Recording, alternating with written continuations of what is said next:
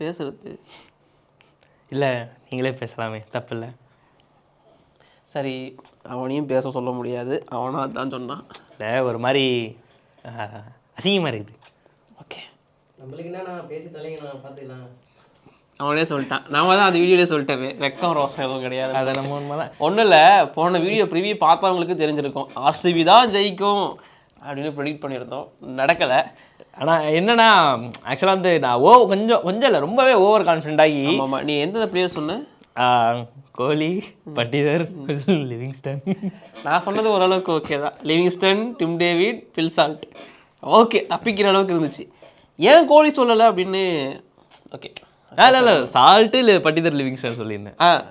சரி ஓகே, அதான் நீ கோலி சொல்லலை, நானும் கோலி சொல்லலை. ஏன் சொல்லலை அப்படிங்கிறது இந்த மேட்ச் பார்த்தவங்களுக்கு தெரிஞ்சிருக்கும். ஓகே, ஃபஸ்ட்டு இந்த போட்டி ஆர்சிபி ஜிடி அப்படிங்கிற டீம் வந்து ஒரு நல்ல வின்னுக்கு அப்புறமா வராங்க. ஆர்சிபி டேபிள் டாப்போடு வராங்க. ஆமாம், என்ன நடக்கும்னு எக்ஸ்பெக்ட் பண்ணோம், அதனால தான் ஆர்சிபி ஜெயிக்கும்னு சொன்னோம். அது சின்னசாமி ஸ்டேடியம் வேறு. அதே தான் இப்போ வழக்கமாக. சரி ஓகே சொல்லு. அதாவது மக்களே, ஸோ ஸ்டார்டிங்கில் வந்து பார்த்தீங்கன்னா ஜிடி வந்து டாஸ் வின் பண்ணி அப்படி இல்லையா ஆர்சிபிக்கு வெளியே தான் சின்னசாமி ஸ்டேடியம் வந்துட்டா. சரி ஓகே. ஆக்சுவலாக வந்து வீட்டிலே எலி வெளியூரில் புலி அப்படின்ற மாதிரி தான் இருக்குது. வழக்கமாக ஆப்போசிட் தான் இருக்கும் எல்லா டீமுக்கும். என்ன சேப்பாக்கில் தான் புலியாக இருக்கிறாங்க. இல்லை எல்லா டீமும் சொல்கிறேன், ஹோமில் பெரிய டீம் கெத்தாக இருப்பாங்க, அவேன் போனால் அடி வாங்குவாங்க. ஆனால் இவங்க அப்படியே நேர் ஆப்போசிட் கூட ஒன்றும் சொல்கிறதுக்குல. ஸோ ஆக மொத்தம் வந்து இது எங்களுக்கான ரோஸ்ட் அப்படி தான் நாங்கள் வேணாமா. ஆர்சிபி பிளேயர் தான் பர்ஃபார்மன்ஸ் பண்ணியிருந்தார், ஏன்னா இன்னொரு டீமில் ஆடி இருந்தார், அவ்வளோதான். சிராஜ் தான் சொல்கிறார், வேற யாரும் கிடையாது. முன்னாள் ஆர்சிபி பிளேயர், மஜாவான ஸ்பெல்லு. முன்னாள் ஆர்சிபி பிளேயர், சொந்த ஊர் கர்நாடகா பெங்களூரை சேர்ந்த ஒருத்தர் பிரசித் கிருஷ்ணா. அவருமே யாக்கரு டிம் டேவிடுக்கு. அதுக்கு முன்னாடி பொறுத்த 4-6 கண்டுக்க மாட்டீங்களா? மழுப்பணும் இல்லை, அதனால. சரி ஓகே ப்ரோ, வீடியோ சொல்லிடுவோமா? இது வந்து ஆர்சிபி வர்சஸ் ஜிடி மேட்சுக்கான ரோஸ்ட் கிடையாது. எங்களுக்கு தப்பா பேசாத.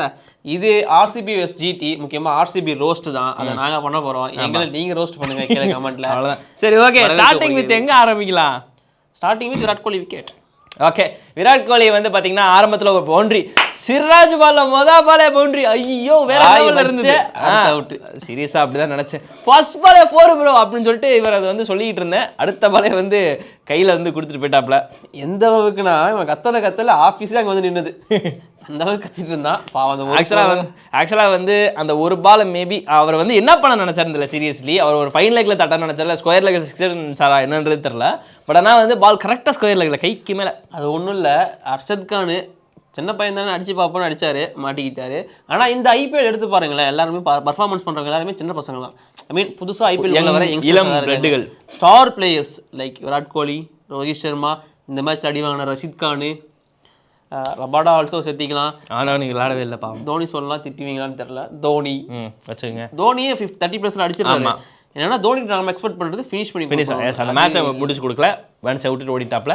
ஸோ அதனாலேயே வந்து பார்த்தீங்கன்னா பெரிய ஸ்டார் பிளேயர்கள் யாருமே வந்து பெர்ஃபார்ம் பண்ணல. பட் இந்தியன் ஸ்டார்ஸ் கூட சொல்லலாமா? ஆமாம், ஏன்னா நிறைய பேர் இல்லை. ஆனால் உண்மை, ஏன்னா இங்கிட்ட வந்து ஒரு பட்டிதார் ஒரு மேட்ச் ஆடினாப்ல, அது போக ஃபாஃப் ஆடுறாரு, ரிஷப் பண்ணிட்டாங்க, அடிச்சு.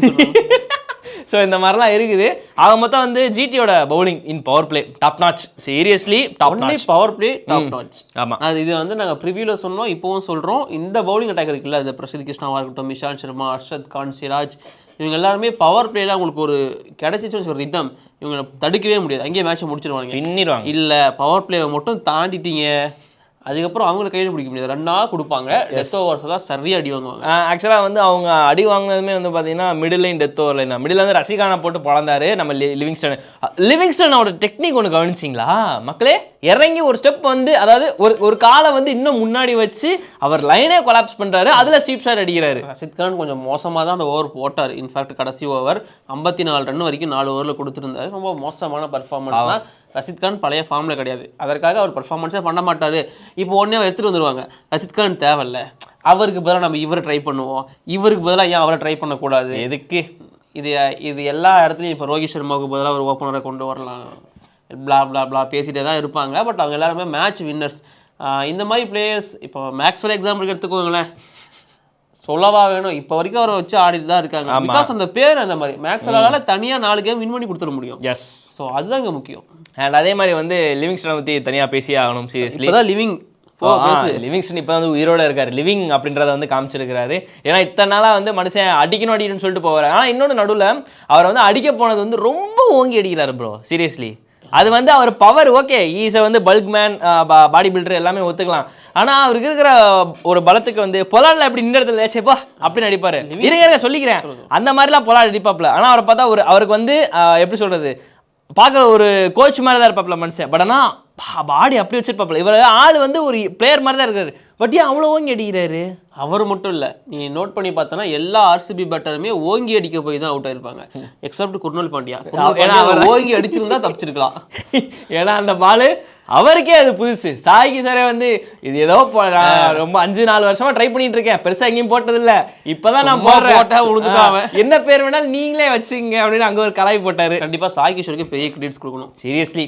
ஆக்சுவலா வந்து ரஷித் கான் ஸ்பின் போட்டு அடி வாங்கிட்டு இருந்தப்போ இந்த பக்கம் சாய் கிஷோர் பெட்டரா போட்டார். ஆக்சுவலா எனக்கு தெரிஞ்சு யூசி சாவலுக்கு அப்புறம் பெங்களூர்ல சின்னசாமி ஸ்டேடியம் வந்து ரொம்ப கம்மியான ஒரு எக்கனாமியில பவுலிங் போடுறது சாய் கிஷோர் தான் நினைக்கிறேன். சாமுவேல் பத்ரி நான் அதுக்குன்னு மறக்க மாட்டேன். சாமுவேல் பத்ரி இதே சின்னசாமி ஸ்டேடியம் வந்து மஜா பண்ணிருக்காரு, 4 விக்கெட்ல எடுத்திருக்காரு, 22 ரன்னுக்கும் 25 ரன்னுக்கும். ஆஷனாவும் இங்க பெட்டரா. ஆமா, ஸோ இந்த மாதிரி பிளேயர்கள் இருக்காங்க. பட் ஆனால் ஒரு இளம் வீரர் இப்படி பெர்ஃபார்ம் பண்றது வந்து பார்க்கறதுக்கு நல்லா இருக்குல்ல. ரோஸ்ட் பண்ண தானே வந்தோம், அதை பண்ணி ஆமால.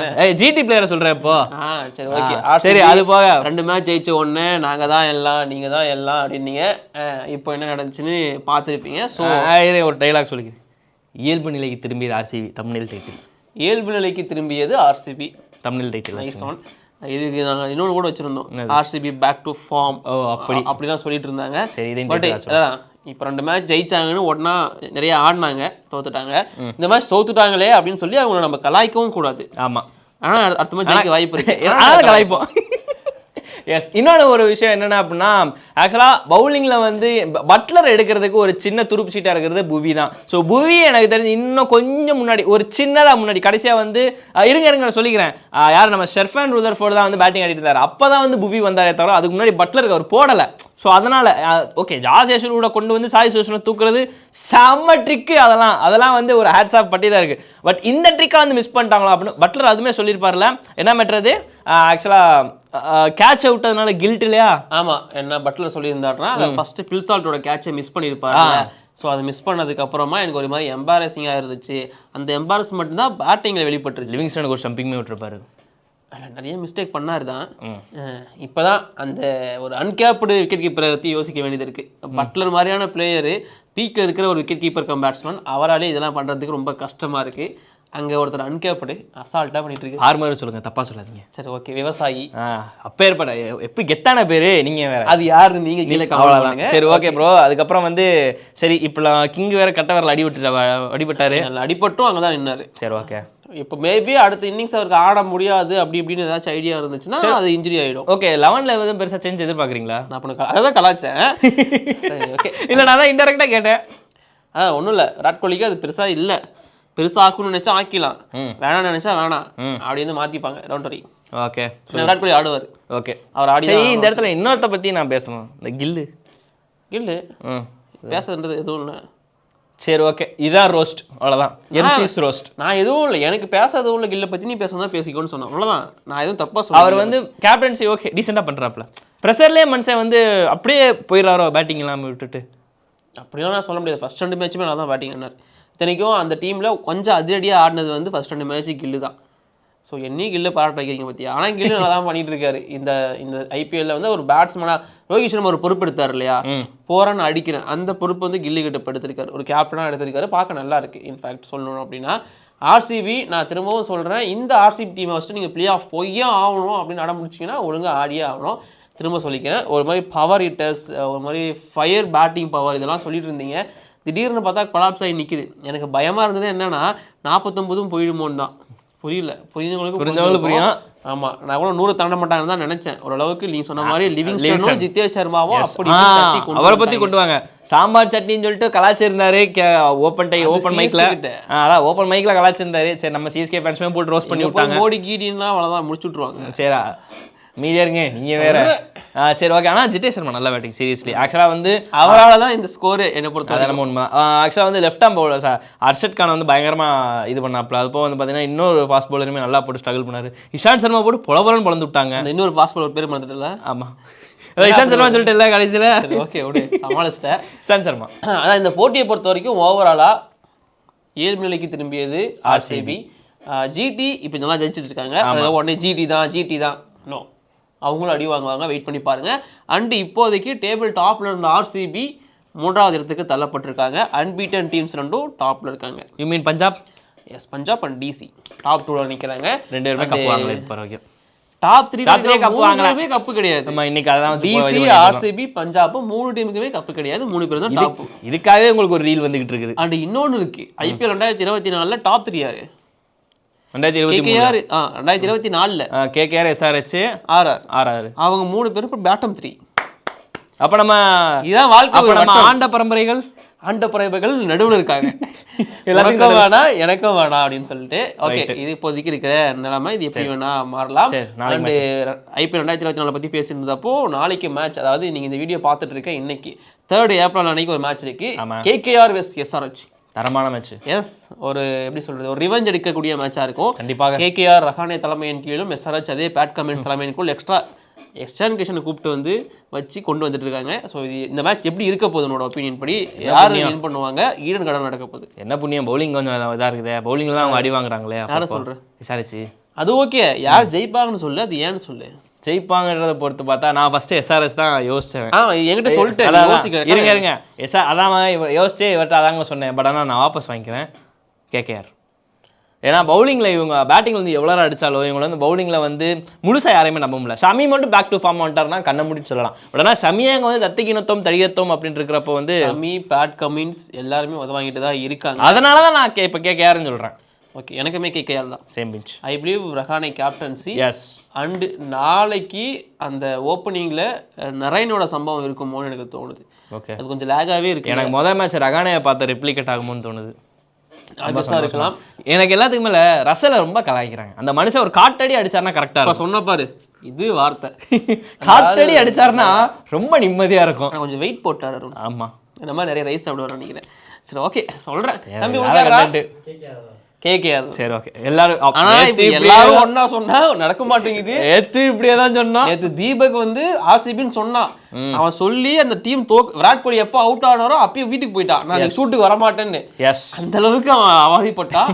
தம்பி கேகேஆர் சொல்லியிருக்காப்புல. யாருப்பா மெயின் பிளேயரா இருப்பாங்க?